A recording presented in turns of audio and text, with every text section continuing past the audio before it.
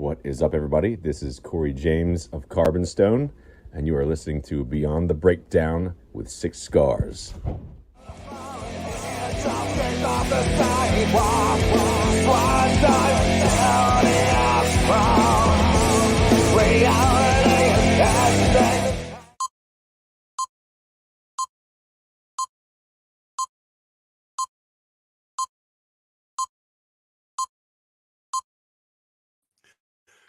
What's up, everybody? You are listening to Beyond the Breakdown with Six Scars. I'm your host, JT, and I am joined tonight by the riff master of Dying Oath himself, Josh Hagee. How you doing tonight, brother? Riff master, fuck, I appreciate that, dude. I'm always hard on myself with my music and my riffs and shit, which I think most musicians are, but yeah, it's cool to hear. Thank you. I'm doing good, man. I'm trying to get a little bit wasted on this beautiful Sunday. The sun's shining for the first time, I swear to God, in like 2 weeks, man. So I'm just like sitting out in the car chilling, just fucking enjoying life. Dude, where I'm out in Southwest Virginia, it's been nothing but rain, dude. It's been absolutely ridiculous. Right? Yeah, dude. I checked the weather report because I'm in Southwest Virginia too.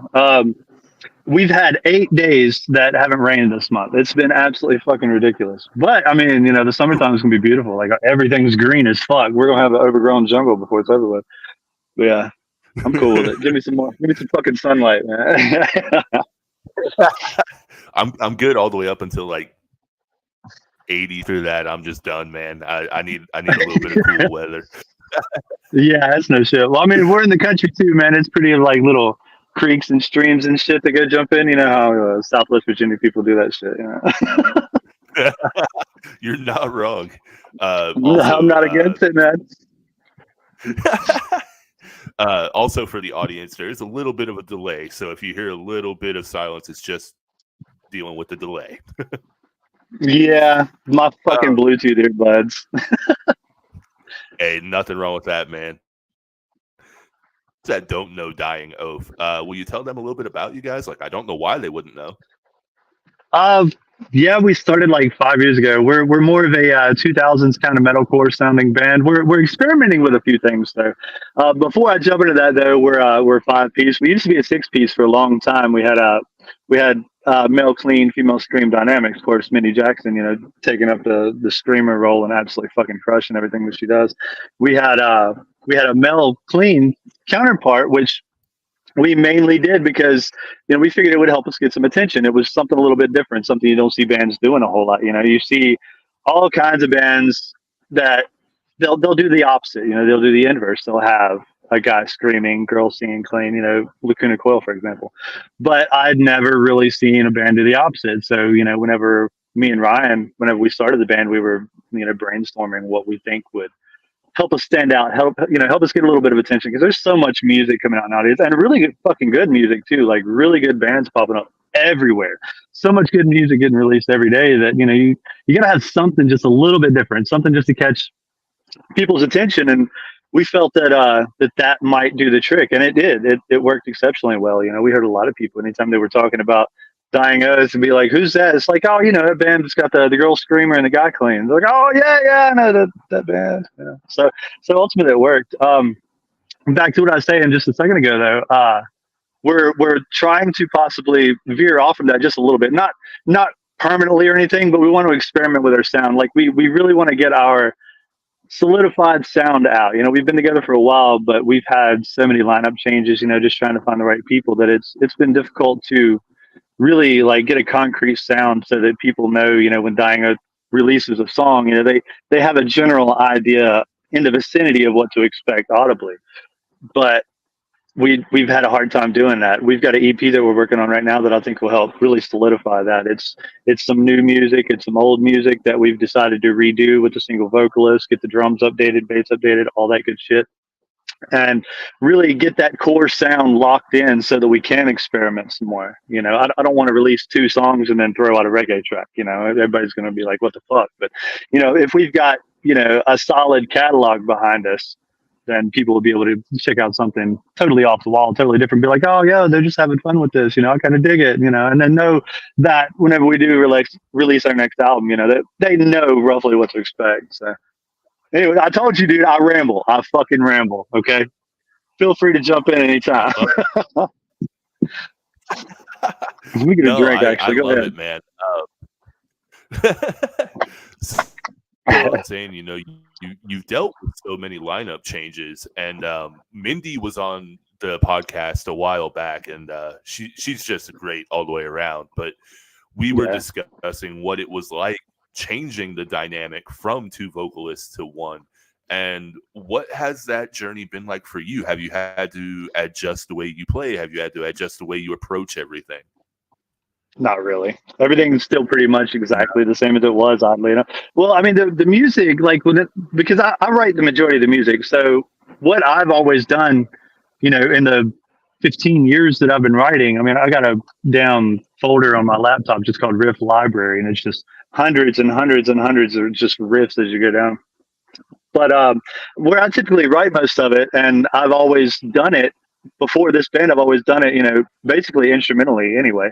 It's all pretty much written as instrumental music. There's really no idea for vocals in it. I mean, when I'm writing it, I might hear a little something that vocals could do or some shit, but for the most part, it's almost like lead guitars taking up the rhythm, or not the rhythm, the where the vocals could be setting. It's kind of doing what it could be doing, so to speak. But it really hasn't been very difficult at all because of that aspect. It's really no different. The music doesn't really change at all. And Mindy, she had already prepared for the most part, because we've had to go through three clean vocalists now. I think she kind of knew that at some point we were just going to get tired of fucking with it. Just go ahead and do them separate anyway. And like our last vocalist, he lived like 3 hours away. And he was this way. So whenever we play a show this way, it's 3 hours plus 2 hours drive time for him, or if he meets us at our place and, rides on the bus or van or whatever, there's still a lot of driving. So there was some shows, some smaller shows that he would just set out, just for ease and sake of everything. So she ended up learning to do all the music solo anyway, and absolutely crushed it at that too. And that's kind of one of the catalysts that led us to this decision ultimately anyway. So yeah, I mean, it's different, but I think it's different in a good way. I think it flows a lot better. I really do. Hell yeah, man. I know when she was telling me that you guys were adjusting to it, I was like, well, that's definitely going to be a whole new way of viewing Mindy taking on the other role as well. Yeah. And then, of course, she came out with her solo song and then just blew me away with that. And then I believe you did the guitar work on that one as well, didn't you? Well, I did the solo on it. The solo? Somebody else had done that. Yeah, I just did the solo on it. On Desire? Dude. Yeah, dude. That solo was...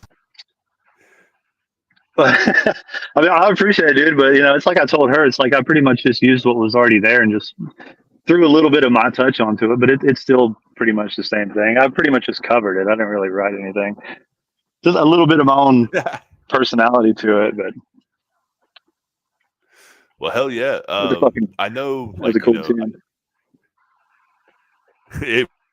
Man, I don't want this to be a cookie cutter interview because I know everybody deals with those. But I do want to ask, for my audience's sake, what was your early beginning? My early beginnings with music? Sorry, you cut out a little bit there. Yeah. My internet's going all over the place. I don't know why. Shit, you're good, man. Okay, when I was like 14 years old, man, this dude that I went to school with, he was one of my best friends. We hung out, we played video games and shit like that. For Christmas, he got a guitar. And I was like, oh, that's cool, man. And my uncle has always been pretty musically talented. Every time we would go up and have like family functions and gatherings at my grandmother's, whatever, he was always up there. And he played a lot of old time and bluegrass and kind of stuff like that. So he'd play guitar, banjo, fiddle, stuff like that. So I would see that and I'm like, man, that's pretty freaking cool. But it never really related to me because I'm just not really into that kind of music. I always thought it was super cool what he could do on it. But, it wasn't until my friend James, he got his guitar for Christmas. And I seen him playing some Blink-182 songs. And, this was early 2000s, Blink-182, was the shit. Oh, yeah. I heard him playing those and I was like, that is fucking cool, dude. Like, I want to learn how to do that, So I would try to play on his guitar a little bit, and I'm like, oh, this is the coolest shit ever. So, uh, of course, I asked my dad. I'm like, for Christmas, can I get one too? He's like, fuck no. But he ended up getting me one anyway. I don't know if I pleaded enough, or he just got tired of hearing me whine about it. But he ended up getting me. It was one of the Epiphone Les Paul special combo packages. You get like a little 10-watt amp. It comes with a little tuner and cable, and you get an actual VHS tape, like a fucking old school VHS tape of some dickhead playing Louie Louie, and showing you how to like plug it in and change your strings and shit. So I learned that, and at the time, I was taking keyboarding classes in school. Well, we used the old, not like the old school floppy disk, but like the other ones. You could slap in there. This is ancient. Okay, anybody who don't know what I'm talking about, you can Google what a fucking floppy disk is. There's probably some newer people like, what the fuck is he talking about? But I would actually take that floppy disk, and while other people were doing like keyboarding things, I was on ultimateguitar.com copying tablature, learning to read tablature, and then saving it on this disk and sneaking it home to plug into my laptop. Like, you were supposed to return each one at the end of class, and we'd have it for the next day. I would take mine home, and then I would put these on it because I didn't have internet at the house. And I started learning like different songs that way. One of the first ones I learned to play pretty much all the way through, minus a little bit of the solo, was Iron Maiden's Fear of the Dark. And after that, dude, I was sold. I was trying to fuck around with everything I could find. It wasn't too bad. It's not a very complicated song until, of course, it hits the solo. And I sat and worked on it too. But when you've been playing 4 months, you don't even know how to. You're still working on calluses on your fingers and shit. It's not really something you want to try to tackle quite yet. But I got the rest of the song, and it was just so fucking cool, man. Just sitting there and just playing along with the song and like hearing my fingers create the same sounds, man. It was just this fucking magical connection that I'd never experienced before, except for like some video games. I'm a big gamer too, man. Like, I remember playing Final Fantasy VII for the first time. It felt like that. It felt like that kind of connection. The way I connected to that game and the story in that game and shit. It was just so fucking cool to me that I attached myself to it and made it a whole part of my personality, and just fucking took a guitar everywhere and just started jamming everything I could, just trying to learn every song I could. And I got to where I could write a little bit, so I started just trying to do my own things. I really started trying to work on inter training, just trying to be able to hit a note and then move it up, a half step, another half step, a whole step, half step, just moving it up the scale and just listening to the sound in between. And that kind of helped me with not having to fuck with tabs anymore, because I got to where I could just listen to something and be able to play it. Once I started doing that, it got a lot easier to be able to write my own shit. So I just started fucking writing music, and it got to the point to where I wanted to actually hear other people playing it too. So I remember I ended up hitting my buddy Ryan up. He's the rhythm guitarist in the band now. And we had another guy, and I showed him some of this music. They're like, dude, this is fucking cool, man. Let's jam it out. And then we ended up adding more and more people, and here we are. But yeah, that's kind of the humble beginnings of my boring ass, man. I just sat around and played fucking Fear of the Dark for 4 straight months until I could nail it. I love how you say your boring ass. Meanwhile, you were a legitimate pirate taking home an old school fucking floppy disk with ultimate guitar tabs. Hell yeah, dude. I mean, nobody knows that was all I could do. Yeah. The struggle, dude, the fucking struggle.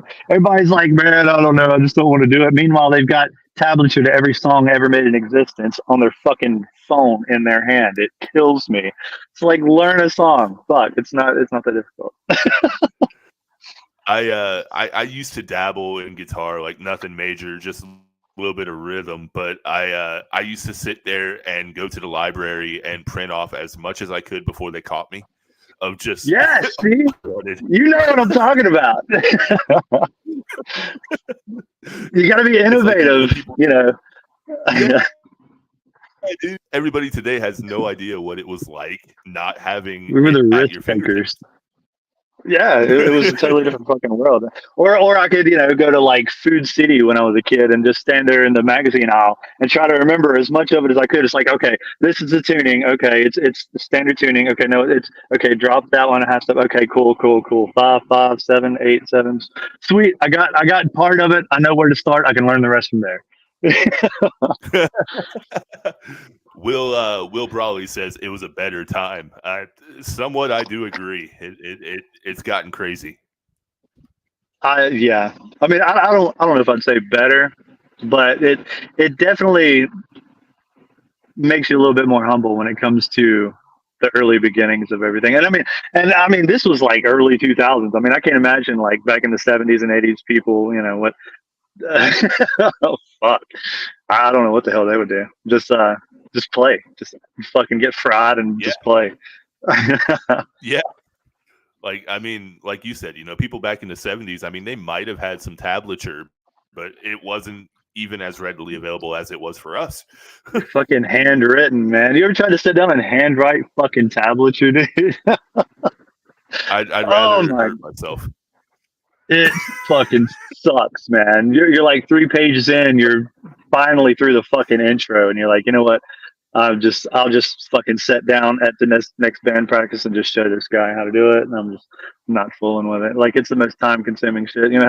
Of course you can print out like pages with the 6 lines on it already now. That you can print out the guides, but back. Hell, I remember trying to do it one time, and I was actually just drawing out, fucking lines. I had a ruler, and I would just draw them out, and then I'd write each individual note on there, and then I'd do 6 more fucking lines down, and yeah, fuck that, dude. I think the only song I ever actually tabbed out was "Seasons to Cycle" by 10 Years. Hell yeah, you tabbed out the whole thing. Yeah, I mean, it's a really simple song. Like, it was just a fun little experiment. But I was like, fucking guru, man. I can't do it much anymore. But I was just like, I'm over this. yeah, it's easy to get burnt out on that shit real quick, man. After about 2 or 3 pages, man. Well, I guess it depends on how big you write too. If you write real small, you get a couple pages, but still, you're writing like a motherfucker. It's a pain in the ass. And some people do it, man. And to you guys that write out tablature by hand, I salute you. You're the true heroes and OGs of the generation. I can't do it. I agree, man. It's like the people that used to do. I don't know if you ever used them, but like the game fact walkthroughs back in the day from GameFAQs.com. My God, dude, the hours that they put into that. Fucking yeah, dude, it was ridiculous, man. I would just pull open a damn Tips and Tricks magazine and just try to absorb what I could, man. But yeah, same thing. I know we're kind of all over the place, but I knew this was going to be sporadic and just crazy. So, what organic conversation, man? Most unexpected. Absolutely. What's been the most unexpected influence on you? Probably other local bands, honestly. Some of the bands that we've played with. Honestly, like, a lot of people, they talk about their heroes and their influences. People look up to, Slash. Of course, Ollie Herbert was one of mine. Matt Hafey, some amazing fucking guitarists. But when you play local shows with some of these bands that are really trying and they're really fucking pushing, and you see the amount of time and the work and the energy and the effort and everything that they fucking put into it. You had Travis Kazai last week, right? Scars Remain. Yeah, that's one of those bands. Those are real influences, and those are the ones that shocked me when I got into it, because I was just like, oh, okay, it's other bands, they're on the same level as us. No, these dudes are working their ass off, and not just Scars Remain, but so many fucking great bands out there that, after being after doing this for several years now, I understand the amount of effort and energy and fucking sleepless nights and sacrificing time with family and friends and just the sheer amount of shit that has to be done to reach the next milestone is unreal. So I think that's probably the most unexpected influence is just my peers, man. Knowing what they go through, knowing what they do, seeing them crush their fucking goals, loving every second of it. Like Redefine, seeing those guys just fucking absolutely crush it every single day, man. I draw so much inspiration from that at this point. It's cool seeing, like, I mentioned Matt Hafey. It's cool seeing Trivium, and like Bullet for My Valentine doing their thing now. But I, it gives me a deeper respect knowing probably what they had to go through, particularly in the early days, man. Because I mean, you didn't have social media to constantly promote. He was out there fucking handing out demos and shit. But just seeing the local scene and knowing the amount of work that these dudes put in is fucking that's the biggest inspiration for sure. Hell yeah, man. You had just mentioned Matt Hafey, and then of course Bullet for My Valentine, and Yeah. I got to ask you, what do you think of their latest stuff, man? I've not been a fan of Bullet for a couple years now, probably since Venom. Okay, I'm weird. Okay, I'm not big into particular bands. I listen to music and I try to find what I like, and it could be fucking Frozen by Madonna. It could be A Gunshot to the Head of Trepidation by Trim. It could be, Slaughter to Prevail. It could be like some of the new Lorna Shore. I like fucking amazing shit. But I'm weird as in that if I listen to a band, I like one of their songs, that doesn't mean I like the band or I'm going to dive through their whole album. I'll listen to the music, but I'll mainly just pick out like one or two songs that really have exactly what I'm looking for. And I'll stick to those. Like, I always talk about how I'm a fan of In Flames. I really like maybe 3 of their songs, but I fucking love those songs to the point that I obsess with them. I like their other music. I mean, it's great, but there's a certain formula that my ears just look for in everything that I hear. And on the rare occasion I find it, I grab, I grip that fucking song, dude, and I don't let go, and it becomes a part of my life. Like, I'll listen to it all the way to work. I'll listen to it all the way back. I'll listen to it while I'm at home, just over and over and over on repeat, and just enjoy the melodies, the harmonies, just the beats, everything about those rare occasions. Like Take This Life is one of those examples. That song checks like 99% of the boxes for me. I fucking love that song. Pull Harder on the Strings, You're Martyr, older Trivium off of Ascendancy. Yeah, same thing. I mean, I love it. Six, All Their Remains, Chiron, All Their Remains. I mean, All Their Remains had several that I really enjoyed. But I noticed, and you can hear it in my writing too, man, that I'm heavily fucking influenced by that shit too. And it's really hard for me not to be. Like, I don't want my music to just sound like I took this part from this song and this part from that song and blended together, to try to make my own thing. But it's really hard not to let your influences show, particularly when you have a particular sound that you just radiate towards, and you kind of shun anything that doesn't have that particular flow, and it makes it really fucking difficult. Like it does, dude. It's a pain in the ass, but I don't know. I'm just weird. Well, I mean, I think you do a great job, though, like, balancing your own originality and then paying homage to what you've already learned. And I think combining that creates the sound that you have now. That's what I'm hoping. Like that's what I'm going for, man. Perfect. I'm glad you got that. but yeah, dude, it's like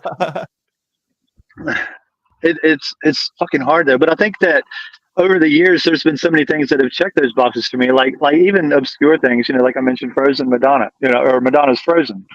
That's one of those fucking songs, man. Everything about that song, I love the melodies. I love the harmonies, the orchestration, the vocals, the writing, everything in it.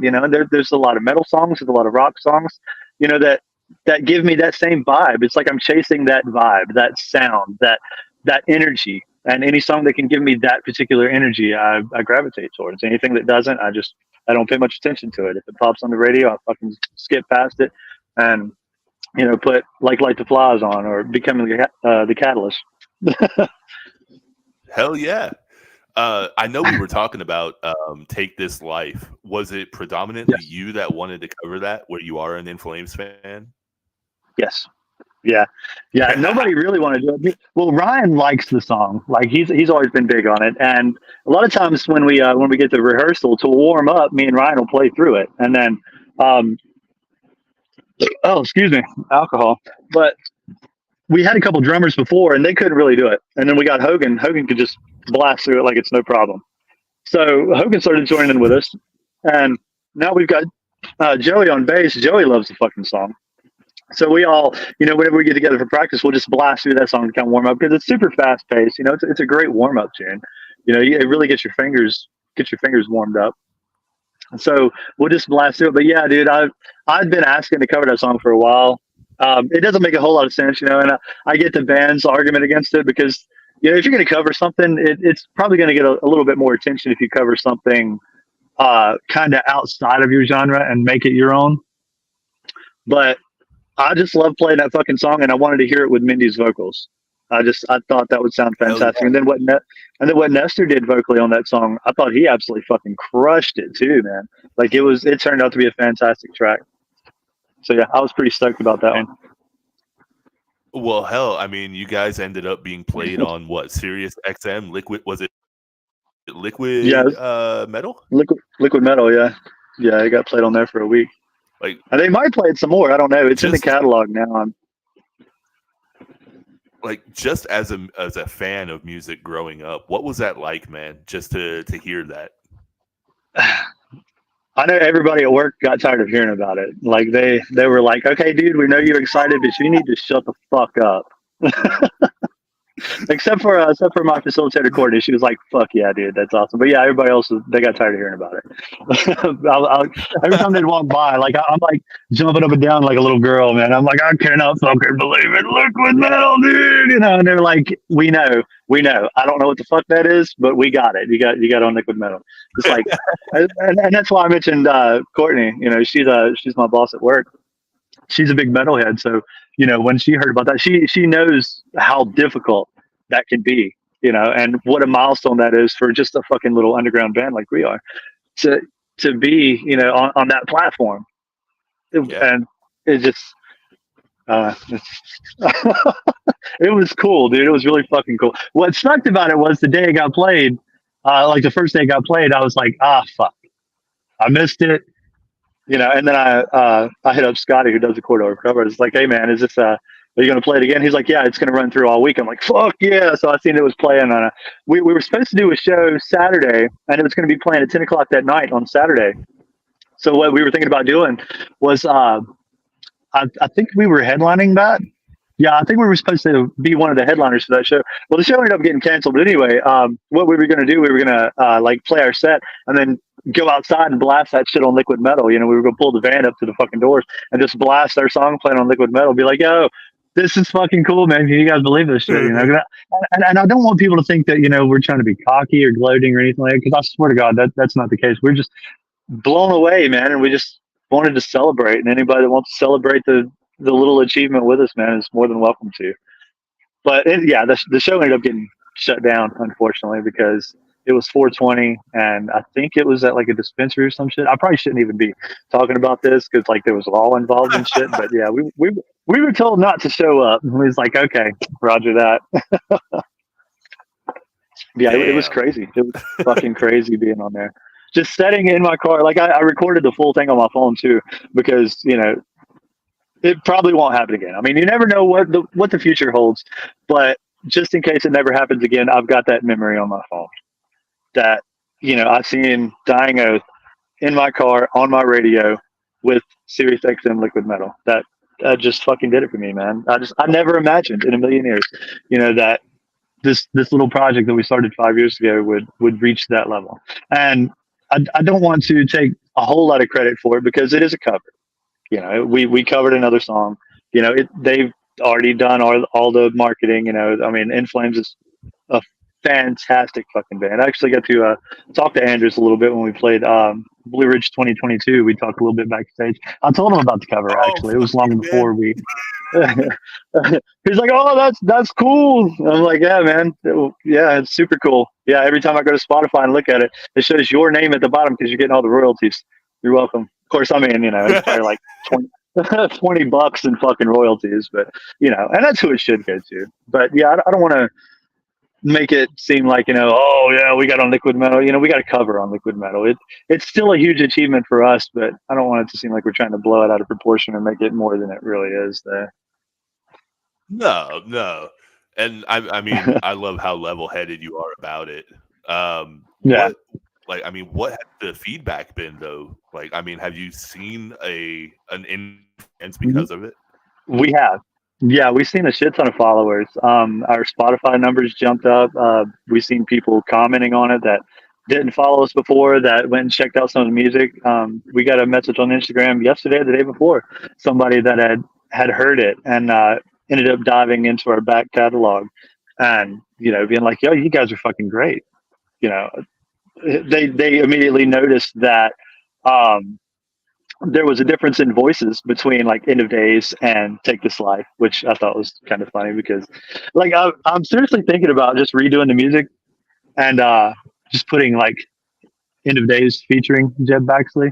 But I feel like that would take away from it though, because he was part of the band at the time. He's a fantastic dude and a fucking amazing vocalist. I feel like that would take away from it a little bit.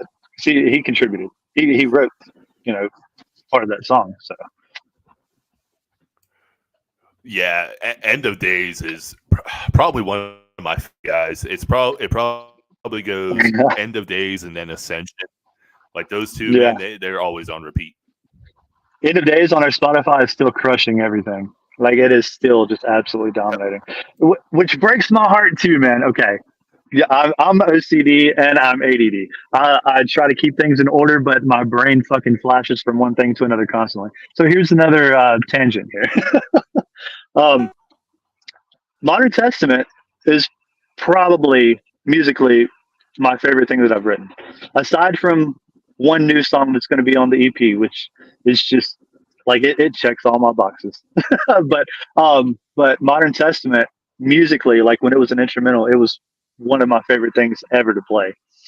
I think we might end up redoing that song, and I don't know if we're going to maybe release it as a single or as an EP. I don't know how much of the vocals will change, how much more shit we might add to the music. I definitely want to keep the music pretty close to where it's at, but I've noticed, particularly within the last few years, music has gotten so much more sporadic. There's a lot more pauses, there's a lot more breaks. I'm hearing songs that's got 4 or 5 breakdowns in it now. It'll play 2 bars, fade out, boom, come in with a bass drop, and then it'll play 4 bars and then fucking break down, and it's got so much more sporadic. So I want to maybe take that track and see if I can beef it up a little bit, see if I can spice it up a little. Maybe put some more stuff to it, and then maybe release it as if we did it as a single. I mean, we could probably do like a Modern Testament, like parentheses 2024 updated or some shit. Of course, it'll have single vocals. It'll have a different drummer. It'll have Hogan instead of Jacob, who was our drummer at the time then. It'll have a different bassist. Both the guitars will be original, but only have, like I said, one vocalist, which will, I think, completely change the dynamic, particularly if she changes it up. Because the writing has gotten a little bit different. And this goes back to, one of your previous questions about how writing, like how the music has changed with one vocalist. The vocals themselves have greatly changed. There's a lot less force in trying to find a position for both people. Whereas my original idea behind the whole thing was to have that dynamic to help us stand out a bit, have Mindy do predominantly most vocals. We're a metal band. We need fucking screams, point blank. But cleans, I kind of just wanted those, as filler kind of background, kind of occasionally. So, having a guy do cleans and maybe the chorus and maybe like some backgrounds in a verse or some shit, and then do a lot of hype shit, just jump around on stage, be interesting, get the energy going, crowd engagement, crowd involvement, all that good stuff. But fuck, ADD, I forgot what I was talking about. What was my point? Anyways, but yeah, the music, with single vocals, it's definitely it's changed, yeah. And if we did Modern Testament that way, yeah, I think I might do that. We might just do that. If there's anybody out there listening that actually listen to that song and like really loves that song, Dwayne, I know that you're one. I'm sorry, but it will be better. We're not going to destroy it. I promise you. I think it'll end up better.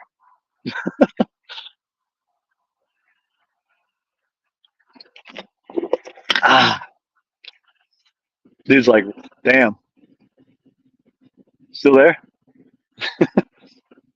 Did you freeze or did I freeze? Fuck.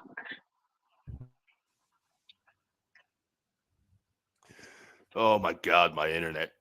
I have never had this much trouble with it. So okay, I was like, fuck, I froze. I am so sorry. I am so sorry. No, you're good. Yeah. Hey man, shit, it happens. We're good. I'm really enjoying this. Like, if you see me looking off, it's not because I'm not enjoying it. I just keep getting notifications about it, and I'm like, man, fuck you right now. Oh no, you're good. Yeah, you're good. I looked at you and like your screen, like you wasn't moving at all. I was like, I just fucking either just bored him to death or blew his mind, one of the two, because he's not moving at all. And then I was like, no, he froze. Fuck. Then I'm probably froze. Which Yeah. I totally sympathize, man. Yeah, I sympathize. It sucks, man, because like I've never had this problem. Like I've had some trouble recently, and I don't know if it's just been the weather or what, but it's angering me right now. Nah, shit, it's all good, man. I had to do interviews for a long time on 6 meg internet with about 5 other devices running. I feel your pain, dude. I really do. It wasn't until this last year that I ended up breaking down and getting 1 gig fiber optic, and it's been a total game changer. Oh, dude, I could imagine. So for almost the same fucking price, too. Right? So now that we've gotten like the formalities out of the way and you know who you guys are and all that, I want to ask you just some off the wall crazy questions. Fire, man. Let's spark some conversation. All right, there we go. So what's the craziest place that you've ever been inspired to write music? Honestly, the only place that I ever write is in my house. It's in my little personal studio at about 3 o'clock in the morning. Either high, drunk, or buzzed off Red Bull. But it's always a combination of that. It's got to be in my little studio. I have to be like in the mode, man. Like I've got to be there specifically for that. Now, there's been occasions where you know I'll hear something like I'm walking through Walmart and I'm like humming one of the songs in my head and I hear people talking, but the way that they just had their conversation kind of synced up with the beat in my head, and it actually gave me ideas for like how vocals could be on a track, or you know just something random like that. Sometimes I'll be laying in bed and like just before I get to the point of dozing off, I'll hear like this fucking random riff, and I'm like, you know, just fucking jam into it right there on my pillow. Then I jump up and I got to run to the studio and plug up my guitar and try to track it out real quick. Sometimes I'll get it, sometimes I won't, but it's just random shit like that. But as far as just like creatively writing, it's got to be right there in my own little studio. For some reason, I can't do it anywhere else. Maybe I'm self-conscious about my writing or whatever. But when I'm there, I'm alone. Everybody's asleep. It's dark. I've got the right combination of alcohol and caffeine, so I'm fucking ready to rock and roll, brother. That's the magic. Hell yeah, man. I know. I was wondering. I was like, do you think it's just because where it's always chaos, it's still the craziest place to do it? Yeah. And I mean, some people, I mean, they might say some cool shit like, oh yeah, so I like to go to Starbucks and sit and have a 2-pump mocha latte and sip and enjoy. And it's like, you fucking what? It's like, how do you? No, come on, give me a fucking break. I mean, hey, whatever works, man. Whatever gets those creative juices pumping, I guess, man. So, you know, Starbucks just doesn't seem like my idea of a good. No, creative environment as far as metal music goes. I mean, if you're writing, free form poetry, by all means, I mean, that's probably ideal. But it's hard to hard to throw down some heavy metal riffs. But Some again, power man, pop. yeah, dude, it's hard to imagine, but I'm sure there's people that do it, man. They probably do it fucking fantastically. That's just not my recipe. What about you, man? Do you like, where do you write at? Like, what's got to be your comfort zone? So it kind of varies for me, man. Like inspiration tends to hit at random times.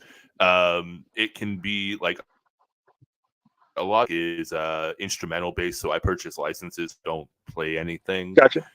And I'll sit Yeah. there and I'll be like, all right, what can I do with this? And then I'll sit there for like 20, 30 minutes, and sometimes lyrics will just pour out. And then I'll end up having like 3 or 4 songs. But then there's other times where I'll dream something, or I'll read something in a book, and it sparks something. Right now I'm working on an EP called Red, and it is basically dealing with dystopian future in modern times. And it was just inspired by me rereading 1984. Fuck that book, dude. That shit.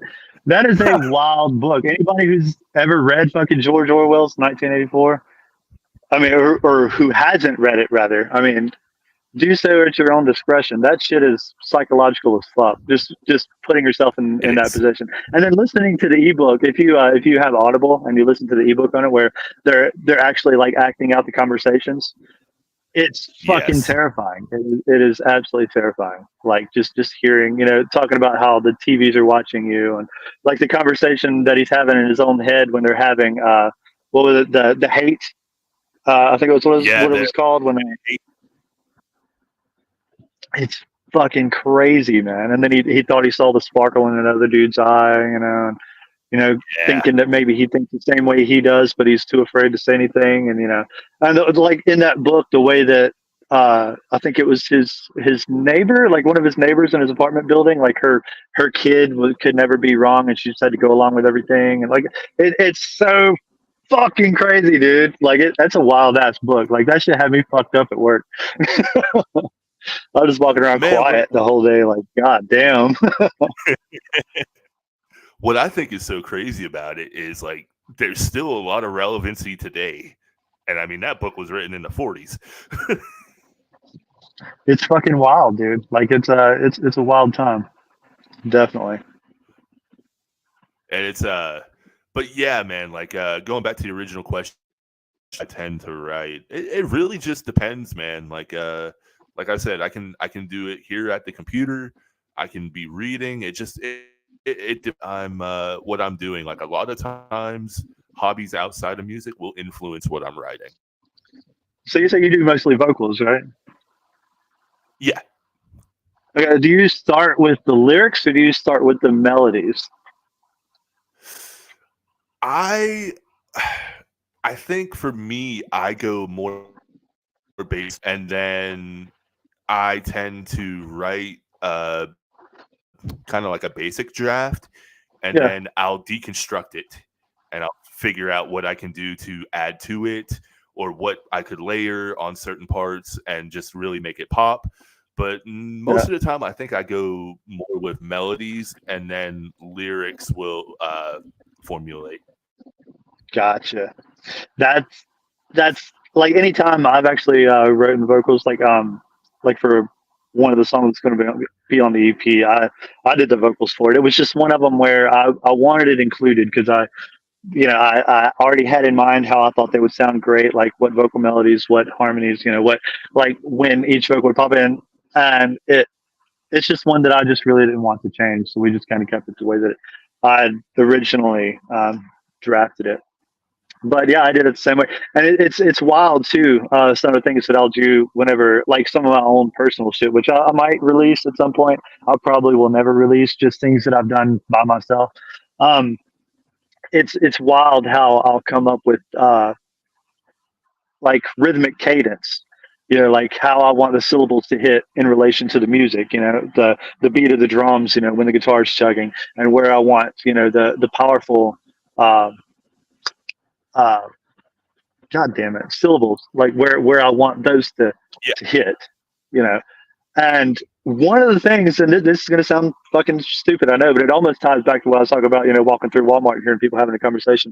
One of the things I've done for a few songs now is actually I'll get my phone, like I'll step back from the computer, I'll turn a television on, I'll just let a television play, you know, people talking in the background at about the same volume as I've got the music going, and I'll just fucking sit there and record it for about 10 or 15 minutes and just listen to the conversations being had at the same time as the music going on. Sometimes you'll hear things, dude. You'll just fucking hear things that stick out, and you're like, "Ooh, okay, yeah, let's do that. Let's do that." Just go over and just fucking track it real quick, or just you know, just put a click where you want the syllables to hit. You know, it's just some random shit. Just, you know, anything to get that creativity going. Just to kind of think out of the box outside of my normal patterns and progressions that for some reason I always tend to fall back onto. Dude, that is sick. I have never once thought of that. It's pretty wild. One of the things one of our old drummers used to do, he was telling me, particularly for breakdowns, they would take a kick, they would just MIDI out kick and then just delete random notes out of it. They just delete like 40% of the notes out of it completely at random and just listen to it. And like, you know, just or whatever, you know, just however the fuck it ended up. And they would go from there. They would chug to that kick, and you know, they would plug the drums in, and sometimes it was fucking cool, dude. Just things you'd never, like a form or progression that, you know, you would never think of. But I mean, sometimes you got to, man. When you're having those dry spells, you know how that shit goes. You know, sometimes you're not feeling it. I think it's about time to crack over another one here. One of my biggest inspirations outside of Six Scars, my solo project, I also do vocals for a band called Killbait Overdose, and we tend to do a lot more harsher vocals, like, you know, in your face. And I found a lot of inspiration cadence wise from Whitechapel. Oh, fuck yeah. To me, challenging to do what they do. Like, I mean, you listen to the Saws law, say what you will about it, but like getting that many syllables. It's wild, dude. It's fucking wild. Like, it just being able to sit down and listen to that music and think, okay, let's put this exact melody with this exact cadence here that doesn't have anything to do with anything else that's going on, but sits so perfectly and blends so perfectly with everything and just creates one large fucking wall of sound, beautiful fucking music. It's a whole nother world, man. That's one thing that's always bothered me is when somebody's like, oh, I can sing, and then they start writing their own music and it sucks. You know, it's like, well, it's two different things, you know, singing and songwriting. You know, there's a lot of fantastic songwriters out there that either can't sing or they don't want to sing, you know, they don't want the spotlight or anything, but you know, their songwriting is amazing, you know. And then there's a lot of vocalists out there who are amazing vocalists, can pretty much cover anything they want to, can do anything they want to, but their songwriting suffers quite a bit. So they'll bring in ghostwriters, and it's not uncommon. And I don't honestly fault anybody for bringing in ghostwriters. I think that, you know, if you can sit down with somebody and have a conversation about how you want your music to be and then bounce ideas off of each other, I think it's fantastic. That's what a whole fucking band is anyway. You know, that's the whole dynamic. Just whatever you can do to create the best possible product.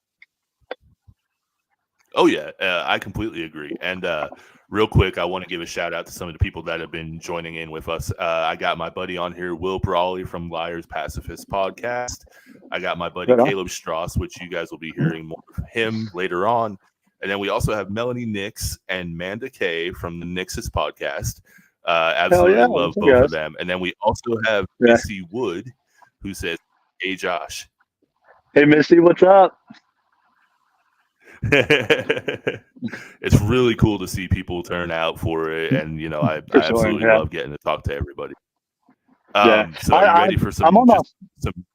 Well, I'm on my phone and I've got it turned sideways, so I really can't see like what all's going on down there.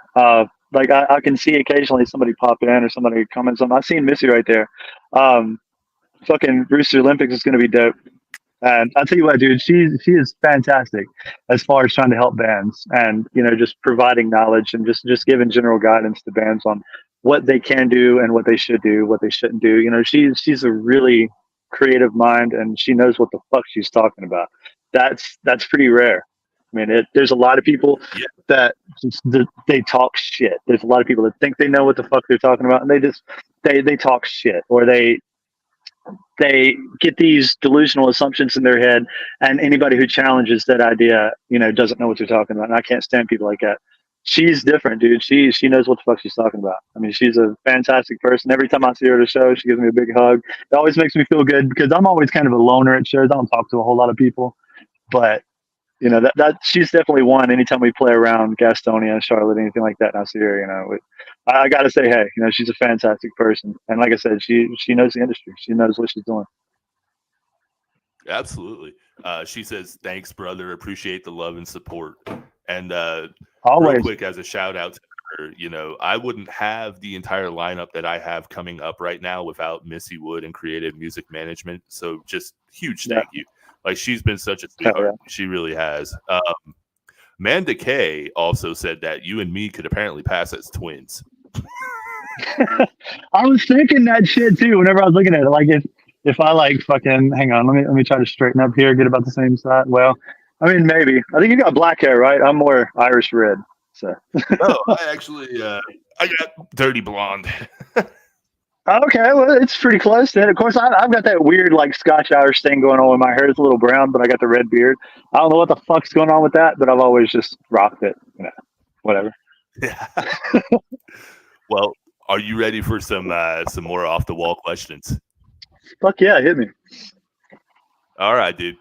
So if your guitar could talk, what kind of fucked up stories would it say? Oh, Jesus Christ. I have no fucking clue. First thing we do is probably scream, change my fucking strings, please. After that, possibly a setup.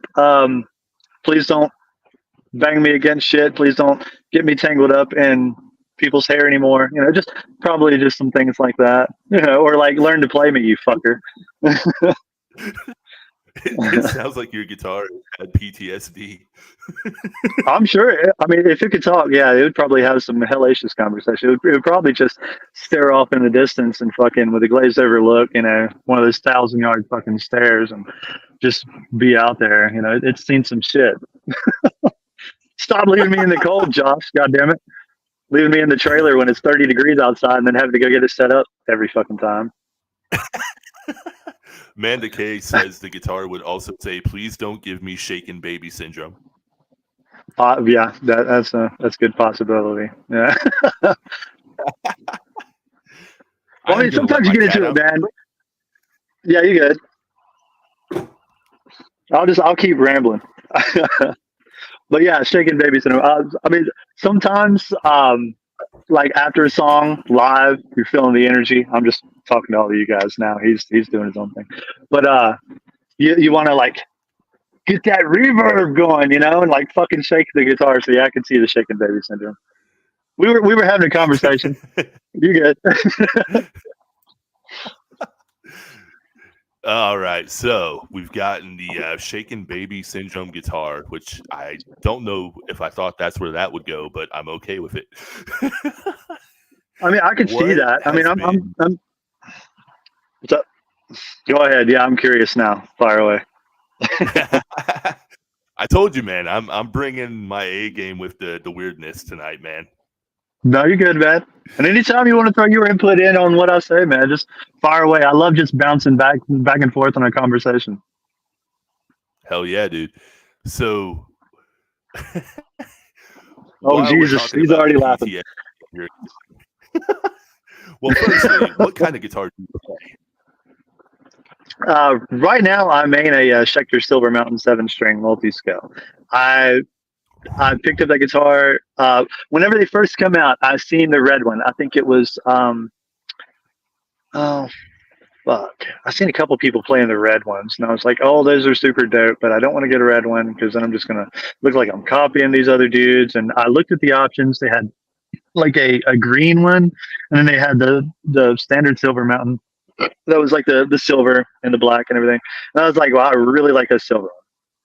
So I ended up getting that, and then I realized, like after looking at images of other people's, another friend of mine in another band, he had one super similar to mine, but they're all individual and in where like the silver is, like how the finish is on the guitar.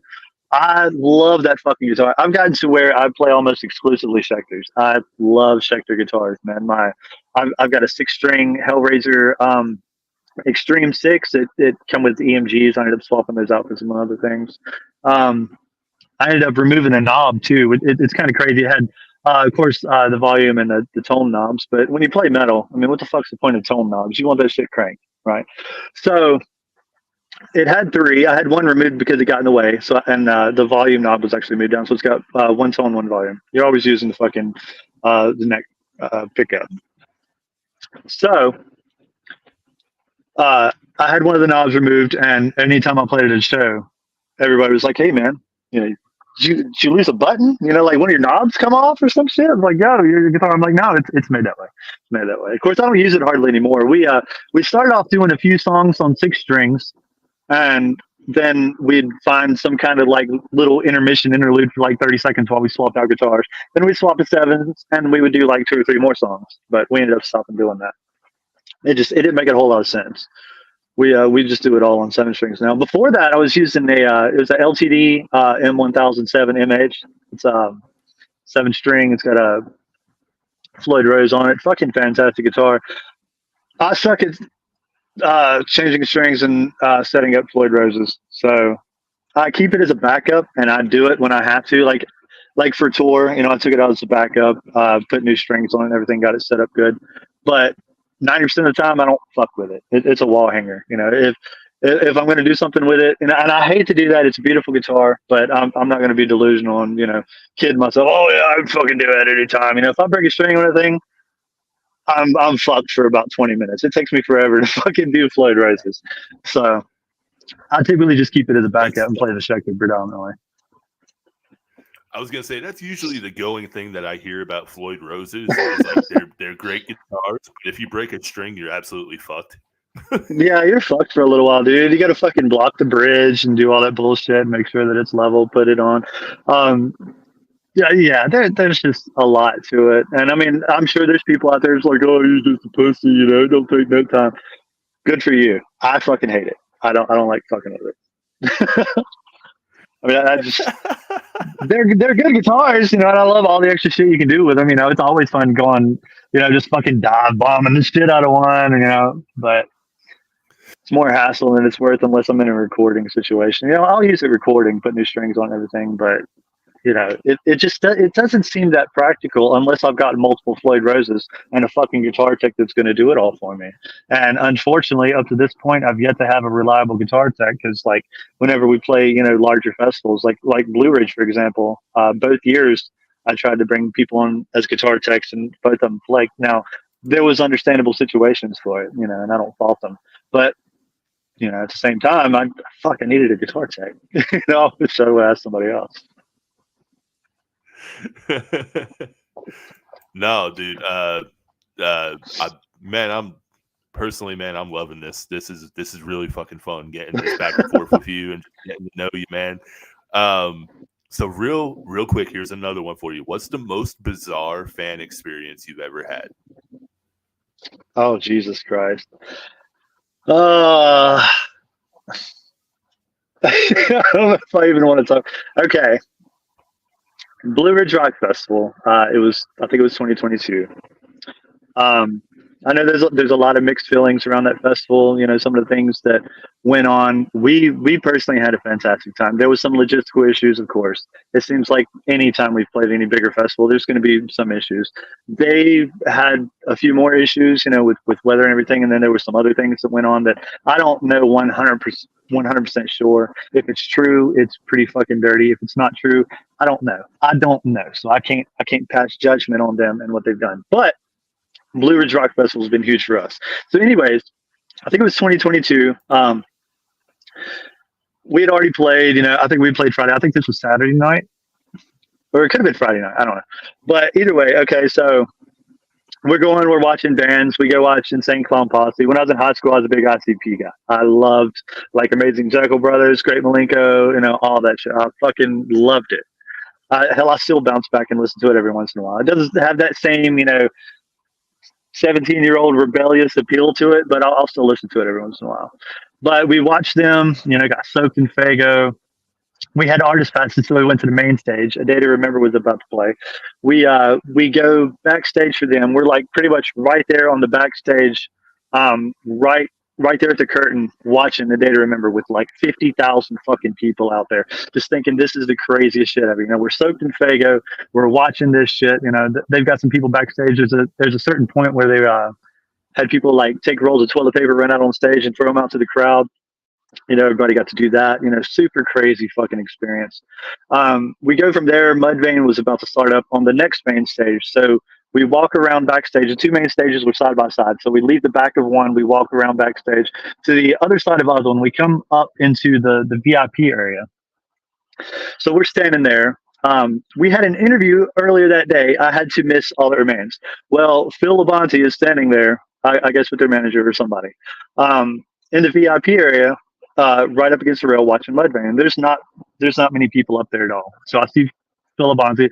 I don't get starstruck very easy. I generally can walk up and talk to anybody, but Phil Labonte or like Matt Hafey or just somebody that's had a large influence on me, it'll still happen. So I'm like, I'm not fucking saying anything. Mindy and Kat, they were right there. Kat was like, just go ask him for a photo. I'm like, no, okay, fucking do that. I'm like fucking just total fanboying. Okay. So eventually I'm like, fuck it. I'm drunk. I'm going to say, hey. So, I guess Kat went up and asked him, was like, hey, can we get a photo? Dude over here, he's scared to ask or some shit because I was being a big bitch about it. So we go get a photo with him. And trust me, okay, the point of the story's coming. Like I said, I ramble. But okay, so we're soaked in fucking Fago from watching ICP. We just come from backstage at A Day to Remember. We're standing in the VIP area listening to Mudvayne while talking to Phil Labonte from All That Remains. I get a photo with him. Fucking amazing dude. Like, great dude. So as we're standing there talking, the security guard taps me on the shoulder. He's like, hey, man, somebody wants you back here. So I turn around and it's somebody over on the rail, that was watching Mudvayne. I'm like, hey, how's it going? I figured she wanted a photo or something. She's like, can I get a picture of you choking me?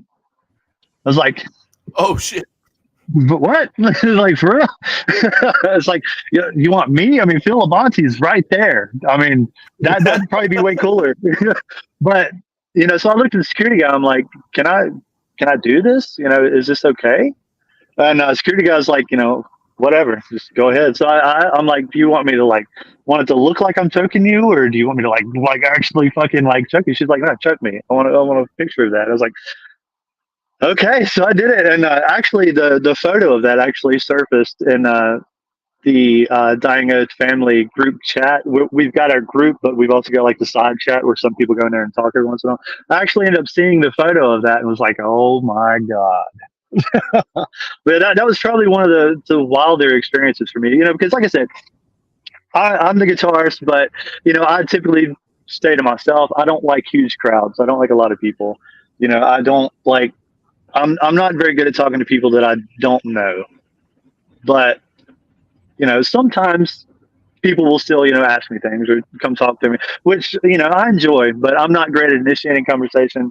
I'm more introverted. I keep to myself. Mindy's always the one that's going out and making the connections and talking to people and all of that good stuff, which I applaud her for, because we got to have it, and I'm not good at it. So whenever it does happen to me, it still catches me off guard, and that situation in particular caught me really off guard. But it was cool as fuck. Like, how many people could say that they've got a photo of themselves choking a fan while watching Mudvayne with Phil Labonte, soaked in Fago from ICP. It was a fucking wild night. I mean, that's insane. Yeah, that's it an was insane sentence to say. And if I would have just told the first part of the story, it'd have been like, oh, okay, well that's kind of cool, or whatever. But just having that whole story in culmination, it really it's fucking wild to think about, man. It's still hard to believe that we've been lucky enough and blessed enough to do the things that we've done and have the opportunities that we've had. Just because we've got such amazing people that actually do listen to us and do follow us. And, I want to thank you guys, whoever is listening to this that, supports our band. Thank you. We cannot do this without you guys. We can't. There's no fucking way. If we don't have listeners, that's the first thing when promoters are looking for bands. It's one of the first things they look for is to see their engagement. Of course, they'll look to see their activity, to see if they're active, see if they've been busy, see what kind of things they've been doing. If they were, playing local dive bars or if they've been on tour with Megadeth. But they want to know Spotify numbers. They want to see how interaction is on your page. If you post something and 2 people heart reacted, they're like, okay, well, they're not getting a lot. But the people that, they see our posts and they react to it, they comment on it, that shit helps so fucking much. And that has been instrumental in us getting any of the opportunities we do, big or small. So, thank you guys for that. Which I don't know where I was going with that whole conversation. Like I said, ADD, but I bounce around, dude. So you can get to a road map and just try to fucking keep up. I'm bipolar, ADHD, and everything else. So like I'm right on that too. I even had to mute the mic a few times because I have a train that was running behind me, and I was like, and I live right next to train tracks. Oh man, I know that shit, dude. Like when I was a kid, I lived with my grandmother, and she's got a airport like half a mile from her fucking house, so it was always like fucking planes going back and forth and shit, man. Or it's cool too because in rural retreat, well, let me pronounce that correctly. Rural retreat, RURAL, but everybody around here, rural retreat.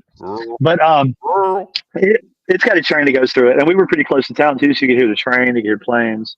It was close to the fucking interstate too, so you could hear truckers, Jake brakes fucking going off all the time, and all that bullshit. It's pretty loud. Of course, we used to party like motherfuckers up there, man. God, it was.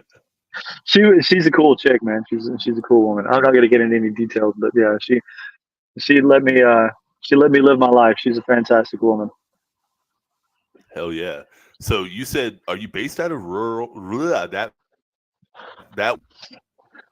I mean, like Ryan lives there. Mindy lives in Whitville, which is like 12 miles up 81 or Highway 11, which way you take. I'm in Speedwell, okay? Weird little, geography lesson here, okay? You got rural retreat. Then you got, I'm trying to do this on the camera, okay? Then you got Whitville, and you got, well, goddamn it, okay, yeah, Speedwell. So, yeah, I mean, we're all in relative close proximity, except for the newer people that we've brought in, because we really had to broaden our search to find people who were both talented and driven. It's really fucking hard. You can find people who are amazing guitarists, amazing bass players, amazing drummers, but have no drive. They don't want to fucking go out and play shows. They don't want to tour. They don't want to do anything like that. They don't want to practice. They don't want to rehearse, or they do, but they don't want to get a job. They don't want to work. Or they want to do that too, but they're addicted to, fucking heroin or something. There's always some kind of quirk. So it's just trying to find the people to check as many boxes as possible that has the least possible drawback. And we ended up having to really branch out, and even in some situations, people, they didn't want to reach out. They're intimidated to reach out. They think that we're a bigger band, but I mean, we're not. I mean, some people, because we've had some bigger opportunities, view us that way. And I'm not trying to take credit away from anything that we've done in any means whatsoever, but I don't know, maybe it's imposter syndrome, maybe it's just being overly humble or something, but I don't see it. I think we've managed to do the right things at the right time and had an amazing fucking base of support. And that's helped us do the things we want to do. But that was, branching off of what I was talking about earlier, but I can't remember what the fuck I was talking about earlier. So yeah. What's up, dude? No, we were I love every second of this. We were just talking about location because I'm actually based out of Abingdon, Virginia. So I mean, it's a small yeah, okay. I knew that you were close, man. I remember looking up Six Scars. I remember we had some interaction back several months ago. I think you had Yeah. tagged Dying Oath in something like, check out this band or some shit. And I had never heard of you guys or of you in particular.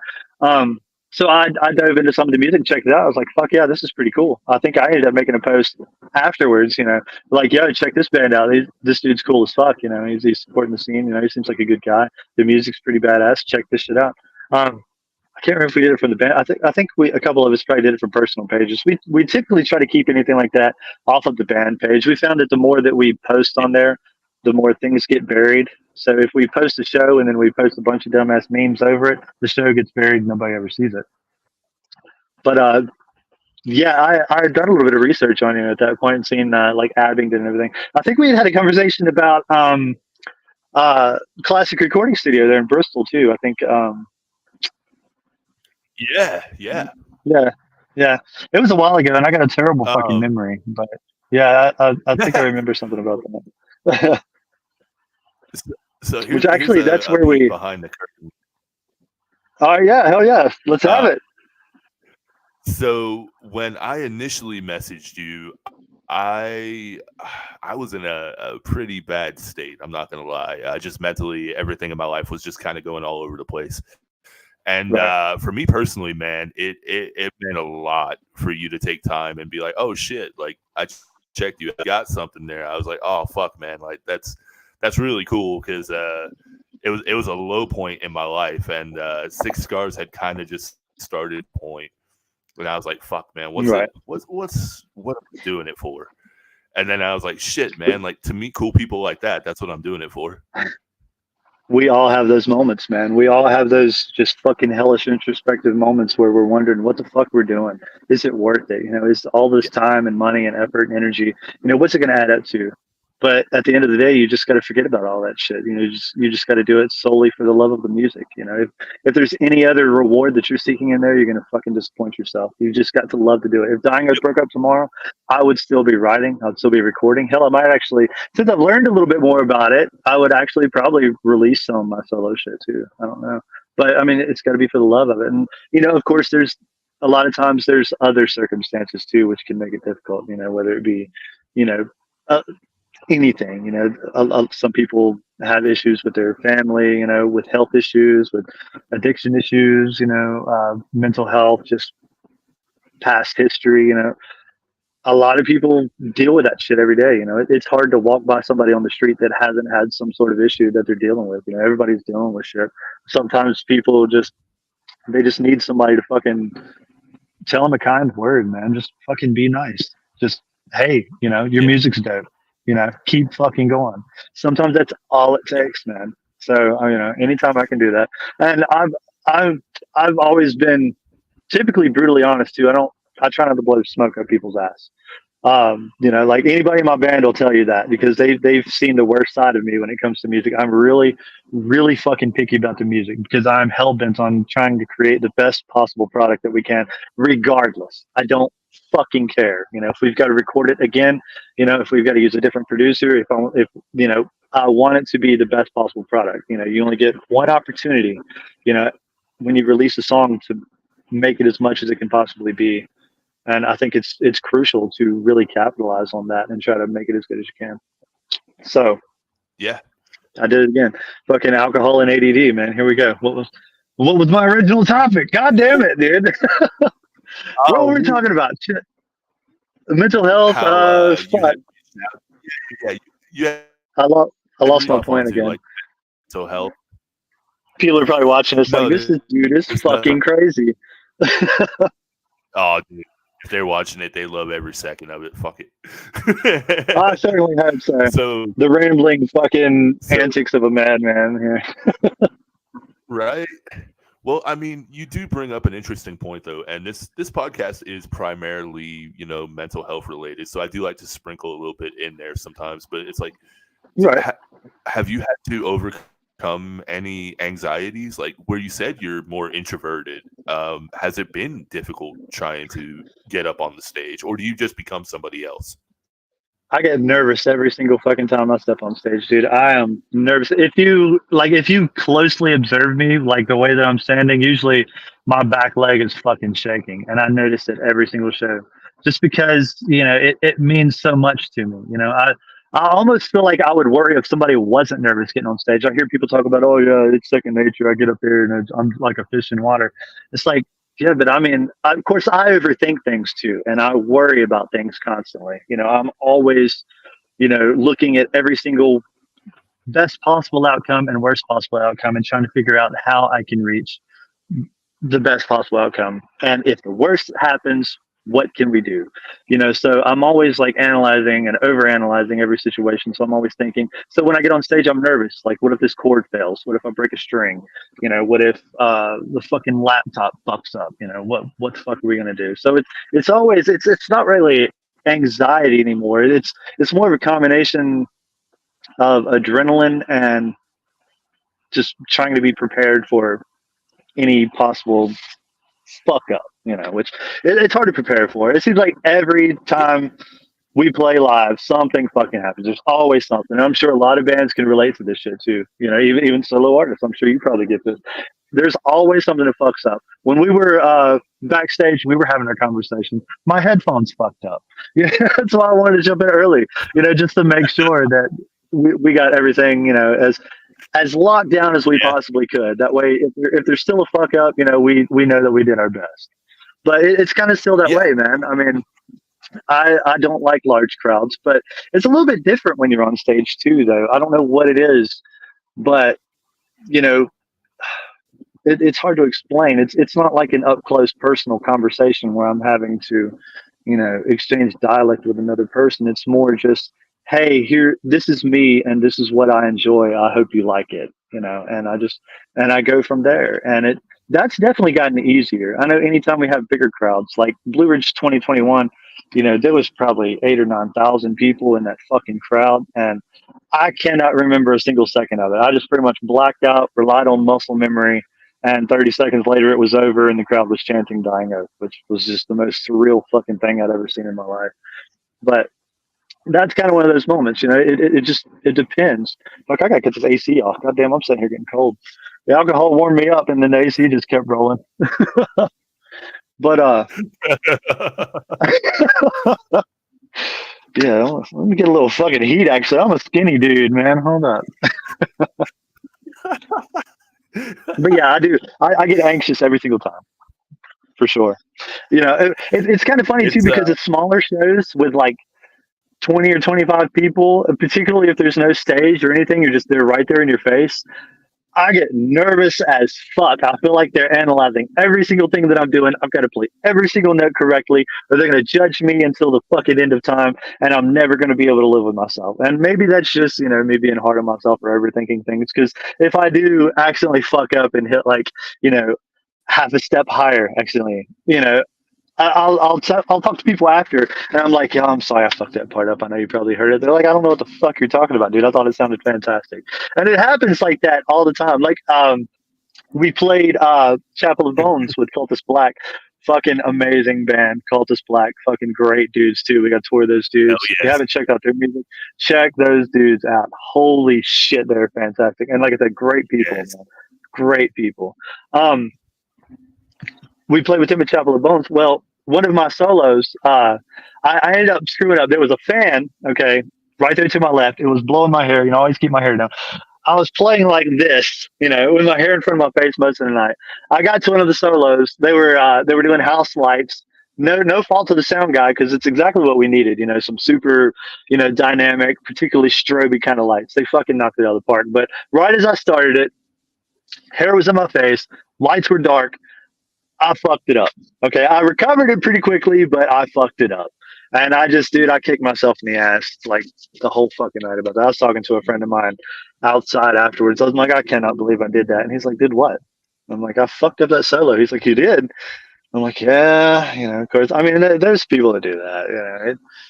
Part of being a musician, you want everything to be perfect. You work your ass off. You practice so much. You practice so hard that whenever you do get the opportunity to go out and showcase your music and you fuck it up, you're like, damn, dude, you almost feel like it was all for nothing. Yeah. But it kind of wakes you up to realize just how important practice is. And, I'll practice my ass off. Sometimes, I come home from work and I'm tired though, and I don't want to fucking play guitar. But you've got to, man. You if you go a week or two up to a show and not play, okay, this is kind of weird. Here we go, ADHD, bouncing off topic. I found this fucking wild. Okay, if I practice like a motherfucker for like 2 weeks every single night, and then leading up to the show, I don't touch the instrument for the full week before the show. When I do get to the show, I'll sit in the green room or I'll sit backstage or some shit. I'll warm up while the band before us is playing. And then I'll go on stage and I'll play like I've never fucking played before. Like everything just feels so good, so natural. And I don't know if it's because I took a rest and gave my brain time to like reset and process everything that I've done and or what, dude. But it's like if I practice my ass off like every single day and then do the show, I'm fucking up more. But just that little bit of time in between, like really hammering it hard and then taking a brief respite, just taking a small pause and then playing the show, it seems like it's so much better. It's always so much more fluid. I'm more confident. I know what I'm doing. It's wild how that shit works. And I've actually read into it, and it's something about exactly what I was saying. It's, giving your brain a little bit of rest from it and time to process and really internalize everything that you've been practicing and working on. And I know that my camera's right here and I keep going like, time to process, internalize.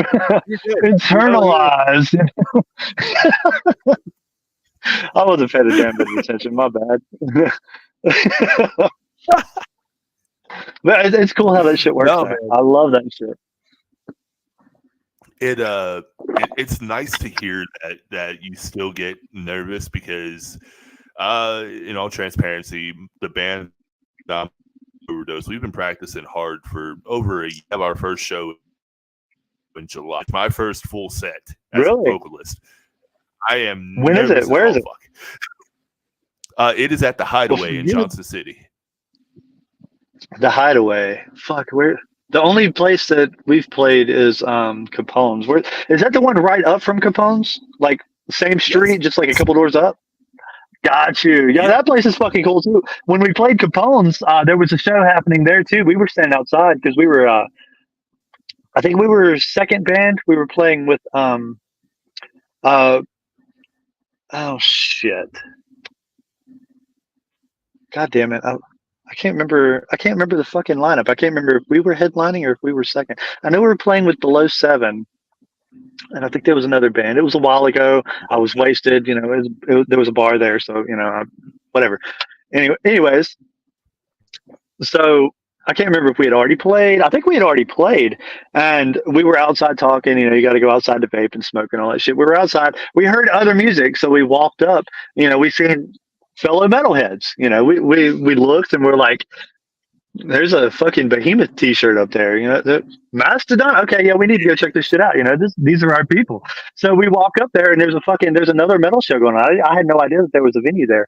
And I remember we told the guy at the door, we're like, listen, we're playing down here. We can't really attend the show, but can we just walk in real quick and check out the venue? Because I had no idea there was one here also. So, we just kind of peeked our heads in the door, and it looked like a fucking cool spot, dude. I'd really like to play a show there. If anybody, watching that has contacts or, knows whoever does the talent buying there, fucking tell them to hit us up. We'd like to play that shit. Johnson City's not that far for us. And it's actually really good because usually Hogan, where he lives in Asheville, he's the furthest away. But that's more his direction. So we've been trying to find more shows out that way towards, the western side of Virginia, Tennessee, stuff like that to kind of help him out a little bit. We play Charlotte. It's a fucking 5-hour drive. I think he said it was like 4.5 hours or some shit. But, either way, it's a longer drive for him. The further east we go, he's already got to drive 2.5, 3 hours east anyway. So anything we can get out that way. But yeah, fucking have him hit us up. Do you know somebody? It sounded like he was about to say something. I was going to guitarist of the band I'm a part of, I believe, knows the owner. Hell yeah. I might be able to work out, and also a peek behind the curtain. The guitarist of the band is also a huge Dying Oath fan since I showed him you guys, and he's like, I want to do a fucking What? show with him one day. Well, let's fucking do it, man. Hell yeah. Let's get it set up. This year I think we're pretty much done. We really want to try to focus on the music. We've tried to only do like festivals, shows with national stuff like that, just because we really got to get the music out, man. We've been postponing it for way too long. The last song that we've released was a cover, and the song before that was over 2 years ago. We've got so much fucking music that I think everybody's going to enjoy, but it's taken so long because we've had to keep going back and rewriting and rewriting and rewriting. Every time we kick somebody out, we bring somebody else in, and we got to rewrite, and it's been a fucking nightmare. So I think we're finally going to be able to get this music out, and we really want to take 2024 to finish that and get this stuff out. Some of the songs, if you see us live, you've already heard them. Yeah. Spoiler alert, some of it we've already been playing for years. We just haven't got an opportunity to fucking get it recorded yet. But what we've got tracked sounds so fucking good so far, man. In my opinion, I mean, music is subjective. My grandma would probably think it's dog shit, but I think it's fantastic. And I think that, anybody that enjoys what we've done previously will definitely enjoy some of this music. Plus, we've got another song that we're going to release as kind of a one-off that might kind of shock some people. It's more of a modern kind of metalcore kind of song with a little bit more prog, little bit of that kind of. Of course, it's still got our sound, it's still got that Dying Oath edge to it, but it's definitely a little more modern as opposed to the 2000s kind of All That Remains, Trivium, In Flames, Bullet for My Valentine, kind of 2000s metalcore niche sound, which I'm still absolutely absorbed in 100%. Oh, I love same, that dude. sound. Every day. I love that song, and I've noticed recently that it seems like there's some bands bringing that shit back too. We've been talking about how we've been trying to not really bring the sound back, but give something new for people who enjoy that sound that can't find it anymore. I think that where that's what we do. There's a great target audience for that. And that's what we've been kind of focusing on. We want to release something a little bit more modern for that particular crowd. Maybe we can, release something that's going to please their ears, and maybe they'll check out some of our other stuff. If not, cool. We just want to do it. It's fun, and we had a good time with it. We had a lot of help actually from Miles Claiborne. He's a fantastic dude. I think he's either out on tour with his band Saul, or they just finished up a tour. I know they were playing Johnson City. Oh, I love Saul. Saul, dude, they're fucking amazing band, dude. I heard them on Liquid Metal. I heard their song Brother, and I lost my brother in 2012 to an overdose. So that song, dude, it just fucking resonated with me so far, so deep, that I immediately fell in love with that song. Now again, I don't I can't listen to one song and be like, okay, I love that band, I'm gonna go listen to everything they do and I'm gonna love it. But that song, I love that song. It hit home for me, because of the whole situation. Yeah. So fuck, I'm really trying to remember my point here. Oh fuck, where was I? Okay, the more modern crowd. I think it was somewhere of an offshoot on that. Yeah. I know we were around that topic, so we're trying to do that. But we've got to get this music out. So going all the way back to where I started with the conversation, for anybody who's miraculously been able to keep up with my crazy fucking ramblings, sorry, but yes, we haven't booked a whole lot for 2024. So if we do, it'll probably be in 2025. There we go. There's the answer I should have given you 20 minutes ago. No, you are perfectly fine, dude. Yeah, see, like, I'm always hesitant to, even with local bands around here, man, like, I'm hesitant to talk about the band that I'm a part of because I don't want them to be like, oh, he's just buzz. And I'm like, no. See, I'm the kind What the fuck? Where I want to earn everything. Plug that shit, dude. I want to know. Like, I might go check it out. Some people in here might want to go check it out. This isn't just about me. I mean, fuck. Hell yeah. I'm pretty fucking stoked to hear it. So, dude, so you said is that the we don't have highway? anything. The hideaway. Yeah. It's July 6th, and I think it July starts 6th. at 7, and Okay. the tickets are $10 a pop. Fuck yeah, I might check that shit out, dude. For real. I mean, it's only Dude, like if you do, an hour. It's only a little over an hour from me, I think. I don't think it's that far. Hell, I drive to Bristol. Well, I used to drive to Bristol all the time whenever Cabela's was open, but you know, sorry for your loss. oh man, just fucking don't even talk about it. Fucking that's I loved going to that shit, dude. I love Cabela's. Oh man. Well, I mean, Bass Pro Shop's cool, but it's a little bit further down the road. You know, it's a little further. Plus, Cabela's. When I was a kid, I loved fishing. Okay, I've never been a big hunter. Okay, but I've always loved fishing. You know, just because we're in Southwest Virginia, everybody I know fucking fishes. You know, my friends in high school, they went out fishing all the time. So I just, you know, guilty by association. Hey, peer pressure. I started fishing. You know, my dad took me fishing all the time.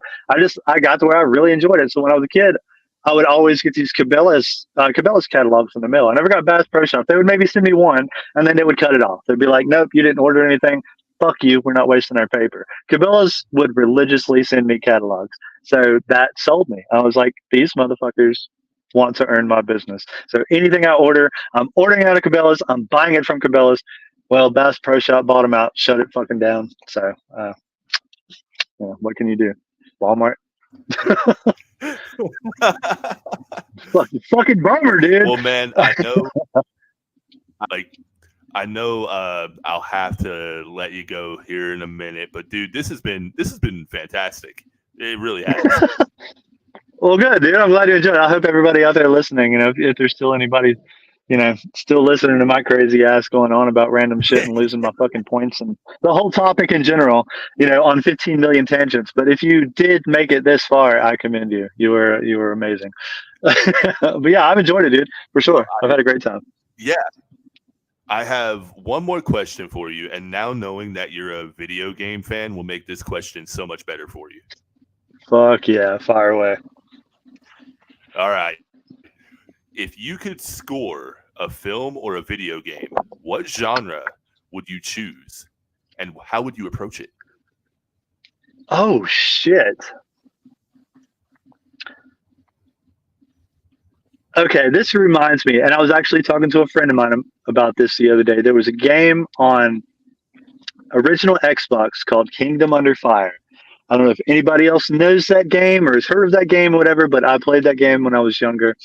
It was more of a medieval, you know, it was kind of like Dynasty Warriors, if you ever played that. You know, it's just the big hack and slash. You run around just slicing 15 motherfuckers at one time. It's kind of like that, but it had a metal score. And it was the coolest fucking thing. It was one of the things that really got me. But, you know, it fits so well with what I was doing. Yeah, they could have had some big epic orchestral instrumentation, you know, the strings and the big epic boom, boom drums and shit. But it had a fucking metal score. I thought that was cool. Halo 2, okay? Breaking Benjamin, when they did that shit. The first time you see the Brute and the Covenant fucking fighting, blow me away. When that shit came on, I was blown away, dude. I was like, holy fuck. I remember just sitting there so many times just listening to the music because I always wanted that moment to happen. I wanted the Covenant. Okay, and nerd alert, here I go. I always wanted the Covenant and the Brutes to fight. You know, I always had to, you know, you were fighting the Covenant for the longest time, then you had to fight the Flood, then the Brutes were introduced, you were fighting the Brutes. And, you know, in the back of your mind, you're like, these motherfuckers probably aren't going to like each other. You got these big sons of bitches and these lizard-looking motherfuckers, whatever. They're probably not going to be good friends. Yes, they both hate UNSC, but I'm sure if they met up, you know, they would probably have a little bit of a scuffle, okay? I got to witness that. But I got to witness that in game, which was totally off the fucking wall, with Breaking Benjamin's fucking score in the background. I would do something like that. It would have to be a game that just fucking means so much to so many people, and it had to be one of those moments that defines that entire fucking game. That moment defined Halo 2 for me. There was a lot of great moments in that game, but already starting to branch into the metal genre, to the heavier genre. I know Breaking Benjamin's not technically like heavy metal, but they were heavier. I loved Breaking Benjamin back in the day. When I heard that song, and then after I heard that and I seen that part, I immediately had to go find the song. So Yep. it was just Yep. it was fucking album. magical. I just it's because I became a even bigger fan of Halo. yeah, just doing something like that, or like Call of Duty. One of the reasons, I love Call of Duty. I played the shit out of it for a long time. It had become a little cookie cutter. Let's just put another title on it, add a couple new guns, and re-release the same game. Kind of to me. I mean, maybe some people feel that way, some other people don't. Personally, that's how I felt about it. But it's when a studio will think outside of the box and really incorporate something different. So Call of Duty, Nazi zombies, Kino der Toten, however the fuck you say it. You find the 3 asteroids. Do you know what I'm talking about? Yes. Elena Sigmund's fucking 115, dude. Yep. When they do shit like that and they add in this incredible fucking metal score to complement everything that's going on. Like if you go to YouTube and look up that song and then look up the comments, it's just thousands of comments talking about how the first time they heard this song in Call of Duty Nazi Zombies, how fucking powerful it made them feel in that moment, how they felt invincible in that game when they were listening to that music. It would have to be something like that, dude. Like it would have to be, I would have to be able to find the perfect opportune moment and just match up the perfect. I couldn't really do a whole score. Like I know I listened to Matthew Hagee's Chaos Hour, and he was talking about some game that he was scoring, and how he's been working with other people, and how it's really helped him branch out musically, and he's created music that he feels is far and above better than about anything he's done. And I commend him for that. I just don't know if I could do a full score. I think if I could take one moment in a game, a real game defining moment, and just kind of set with it, think about the energy, the emotion, particularly if there's a big lead up to it, like some of those games, and really try to create the perfect song for that specific moment. I think that would be the hallmark moment, dude. I think that would be the peak. That's what I would do. Dude, that'd be rambling sick. fucking answer, but yeah, that would be it. You're good, man. I don't game too very often anymore, but I used to play Halo like a motherfucker. So it just brings back every good memory for me to talk about it, man. I gotta let you go here in just a minute. Okay. Well, go ahead. I was going to keep rambling about video game music, but yeah. Well, go ahead. Go ahead. All right, cool. All right, you're going to give me the open floor for talking about this shit. Let's go with Final Fantasy VII. Did you play Final Fantasy VII? One of my all-time favorite games ever. One Wing Angel. Perfect example right there, too. I mean, to me, that fucking song is just so amazing for defining the entire character of Sephiroth and the whole thing, I mean, kind of off topic, I almost feel like I'm high just trying to make a joke about something that was said 5 minutes ago and nobody gets it. But there it is. That's another one of those moments. That's another one of those genre defining moments. I love that shit. I gravitate towards that shit. And it seems like whenever I'm listening to music, that's one of the things I'm looking for. Something that could be cinematic. You could plug it into a movie fight scene and it would just fucking fit perfectly. I love things that make me think, make me feel, just give me a perfect overall tone and vibe of overcoming adversity and empowerment. And I really try to plug that into my music too. Excuse me. I'm sorry. Everybody having to listen to me sit over here and fucking belch all the time.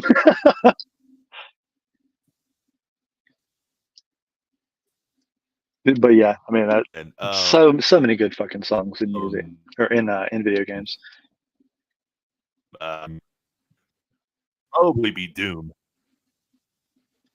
Doom? Oh shit! Now didn't fuck, I'm a little buzzed. Okay, who did the score for that? Oh shit, did we lose you? Am I froze or are you froze? Yeah, it's probably a good time to cut it. I don't think we have a choice. Is anybody else still listening here? I think we. Oh shit, he's gone entirely. Hey guys, I'm Josh with the band Dying Oath. This is the Josh Hagee podcast experience. Welcome. How are you? Uh, I don't know where homeboy went, so I guess we'll just cut it there. Appreciate you. Oh wait, there he is. There he is. Yes, we're good. Jesus Christ, I hate my internet. You're good, dude. Not a big deal. All I wanted to tell you was I think that Doom has one of the best soundtracks of all time, in my opinion. Mick Gordon is a fucking genius. Oh, yes. Dude, I've really gotten into some of I don't know if do you watch any anime? On and off, man. I'm not huge on it, but I can appreciate it. The reason I ask, I mean, there's a lot of good things. I actually just started diving into My Hero Academia. I've watched like Demon Slayer, Attack on Titan, some of the more mainstream ones. But I grew up on Dragon Ball Z.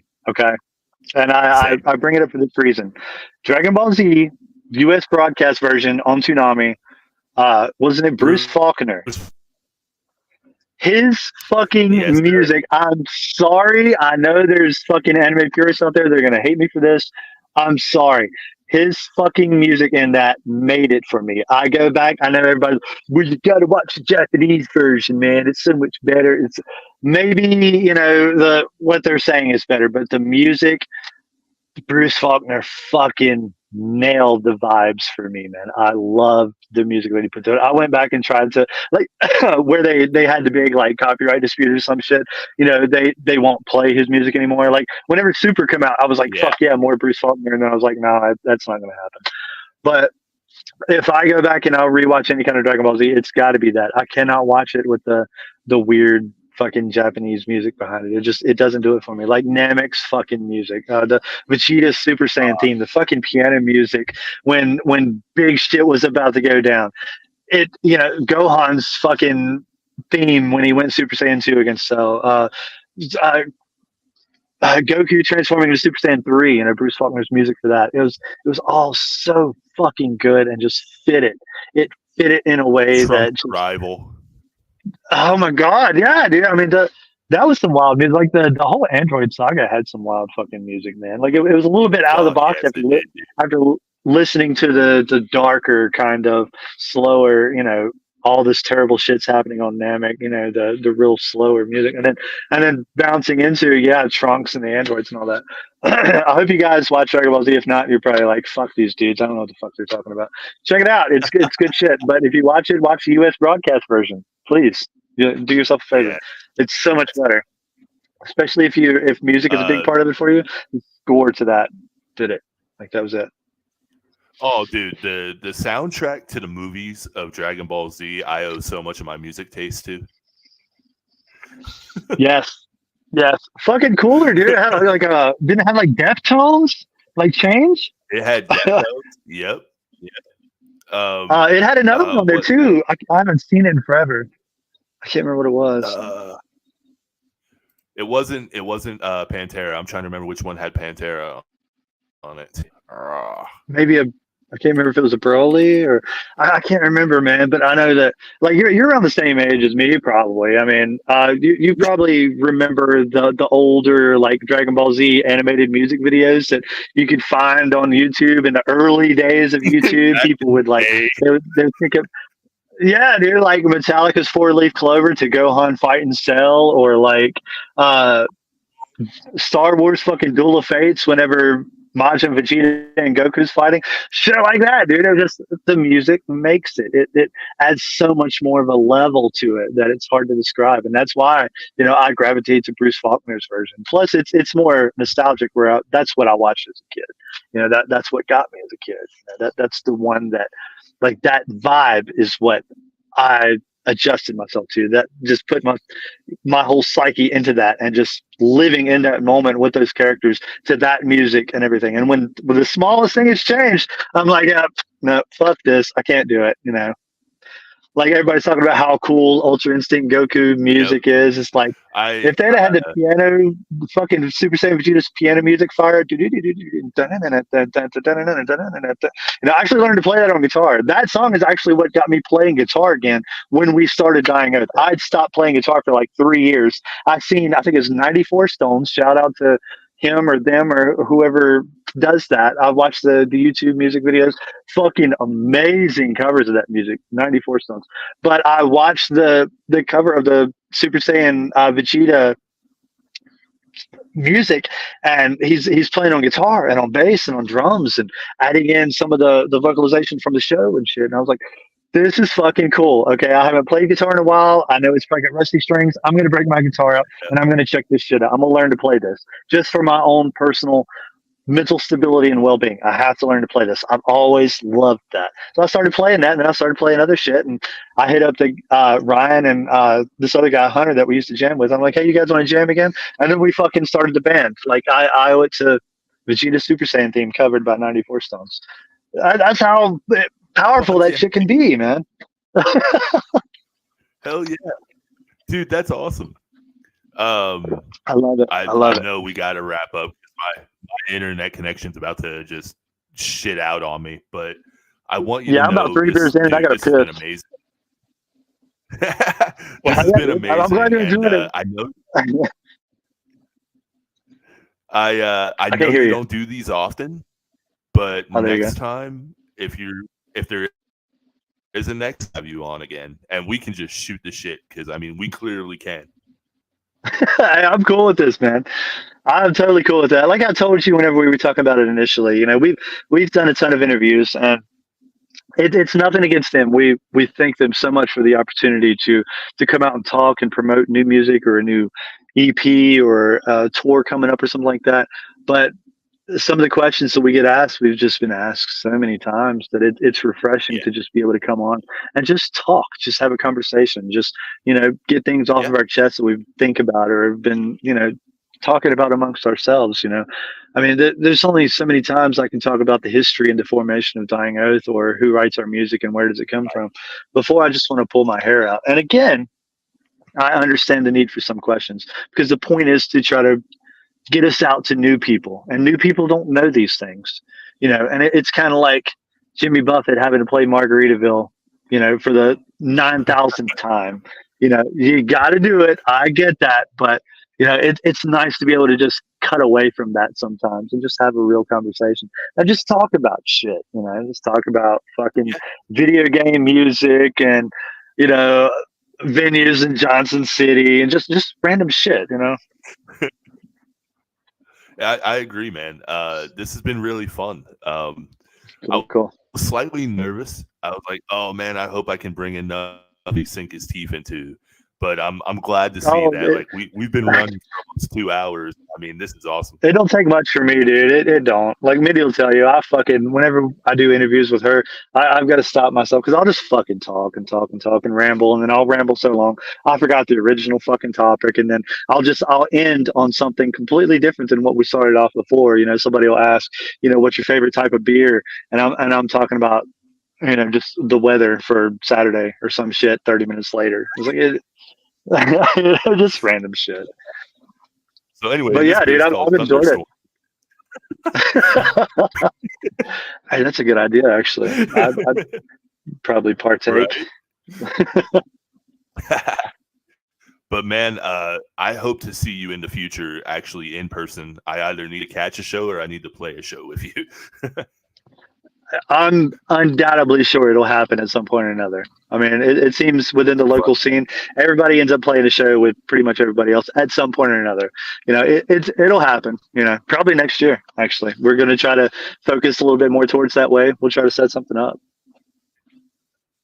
Hell yeah, man! And if you all need anything, which I mean, I know you guys don't need much for promotion. You guys got a bunch, but it'll plug anything. Just send it my way, and I'll do a post on the page. Sounds good, man. Fuck yeah. Hey, every little bit helps, man. Anything that anybody can do to help just spread the word. Unless you're paying for ads, it's hard as fuck to get anything across on social media.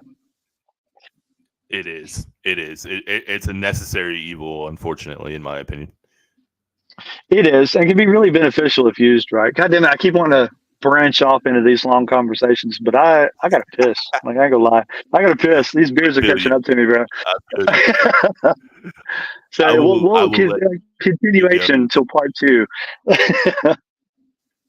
Absolutely, man. Thank you again so much for all your time. Yeah, absolutely. Thanks for having me, man. Yeah, it was fun. Thank you for everybody watching, man. I hope you enjoyed it. I hope you didn't get lost too much, and I hope you were able to relate and maybe understand some of the shit that I went off about.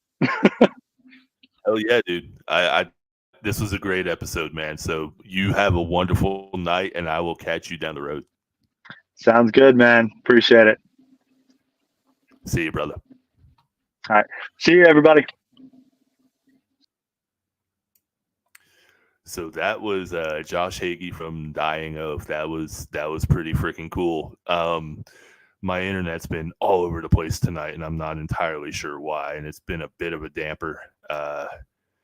So I'm glad that it was as lively and as fun as it was. Please do me a favor if you are not already following the Beyond the Breakdown podcast. You can follow me by going to Linktree. That's linktr.ee/BTB pod 6 scars. And then you can also follow me on YouTube at 6 scars. These two things, while they seem very small and minuscule, they help me so much just by gaining some leverage through the algorithm. You all have been an amazing support system for it, but I just wanted to tell you I appreciate you guys and have a good night.